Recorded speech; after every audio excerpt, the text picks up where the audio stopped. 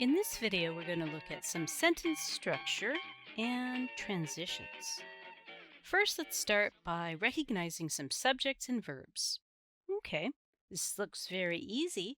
Salespeople are. Now, this word in the light green, is it part of the verb?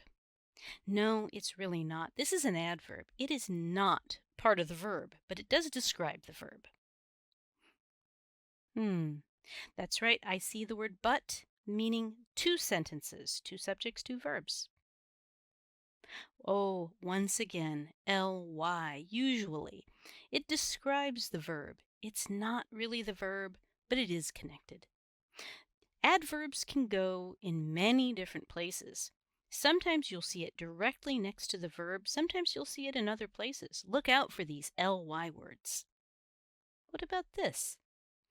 Well, if you said coaches must be, you're right. But if you notice, there's more. Coaches must be two things. Now, is this a simple sentence? Yes, this is still a simple sentence. One subject does two things. Here's a very long sentence, but it's just simple. This one long subject does one thing. And this fairly short sentence is actually two sentences, comma, fanboys. That helps us recognize that it's compound. Now what about here? I see a couple of fanboys. I see and here. I see and here. They do not connect two sentences. There is no comma. So this is a simple sentence with a compound subject. And then there are two prepositions. It doesn't matter. It is still a simple sentence. And what's your clue? That's right. The fanboys does not have a comma. One more. What's the subject? Is it winter? No. Always look at the verb. What is the verb? What is the action? It's fly. And who flies? The little birds. But that's not all they do. They fly and they eat. So this fanboys and does not have a comma. Now, there's a new type of word that I see in a lot of these sentences. I see in, by, with. I see on, in. I see to, in. Prepositions. That's right. A preposition is always connected to a noun. With the blue coat, in the winter, to my house. A preposition is connected to a noun, and they move around the sentence in a very flexible, free way to give more information. Here is a different question about that same sentence. Is it compound, complex, or simple? Well, this is simple. Remember, just one subject is doing one action. This one, I know this pattern. This is complex. And the comma shows us where the two sentences meet. Well, we know that it's simple. This one long subject, this two people, they do one thing. It is still simple. How about this one? Simple as well. The one subject does two things. This one, because I see a connector, I know that this is a complex sentence. Now, number 5, it's a new connector, as soon as. But you notice the pattern is the same as if, because, when. As soon as means when, and it connects sentences in the same way. Let's look at this second sentence, though, the independent clause. There's one subject, I. What will you do? Well, you will retire, you will move, you will relax. So this is interesting. In this sentence, we see 3 verbs, 1 subject. What is Jack doing? He is studying. And all of the rest of these prepositional phrases, they just give more information. They don't really change the grammar. Number 7, comma so. I also see and.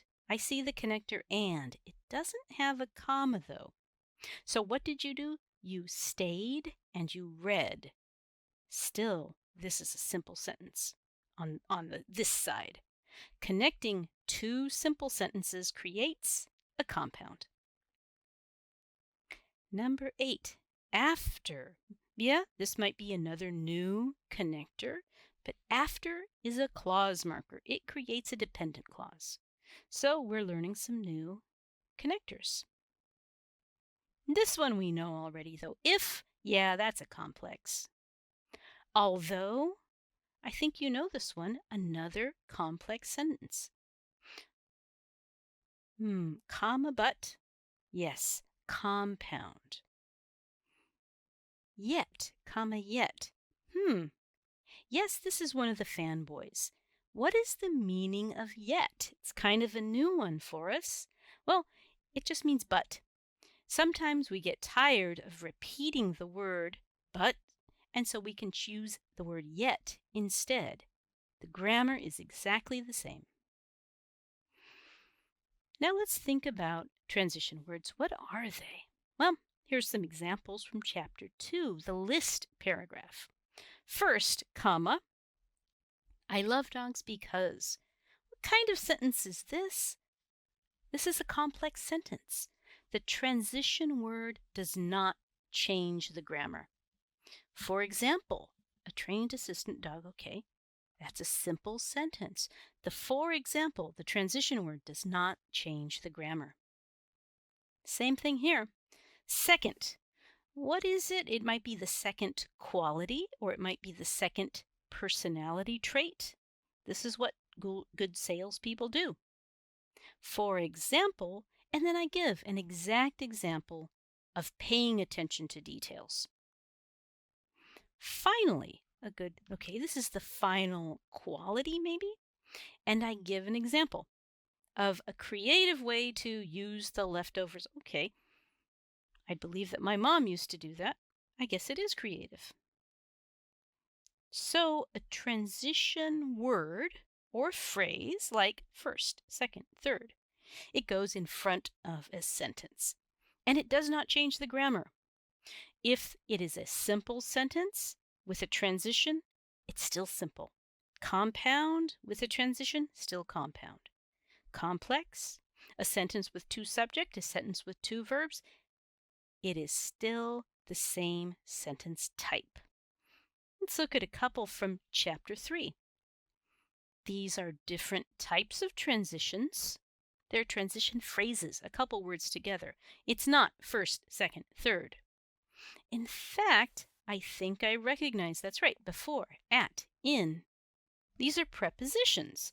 So a preposition phrase can be a transition as well.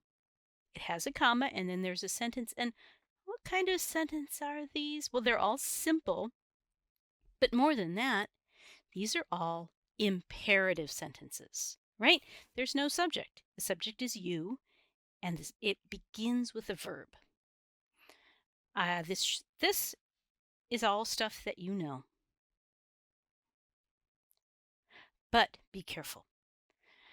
A transition is not a noun. A transition word is not a noun. And if you use a noun in the position of a transition word, you have made a grammar mistake. First, I love dogs. That's great. That's perfect.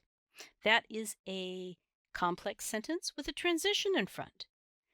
However, first reason is a noun. You cannot put a noun in front of a sentence. That's a grammar mistake. Second, but the second, you have just created a sentence with bad grammar. This is a mistake. Finally, comma, transition. That's great.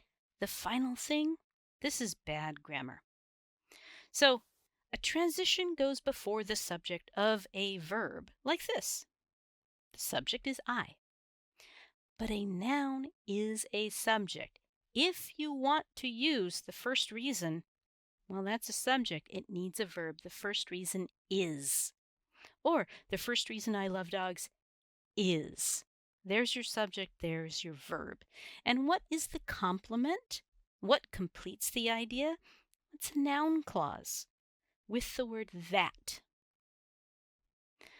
Second, the second fact is. Finally, the final thing is. So you have flexibility about how to get the meaning of a transition word. Okay, that is the end. I hope it's helpful. I know this is complex information. Watch the video a few times and bring questions to class. Thank you.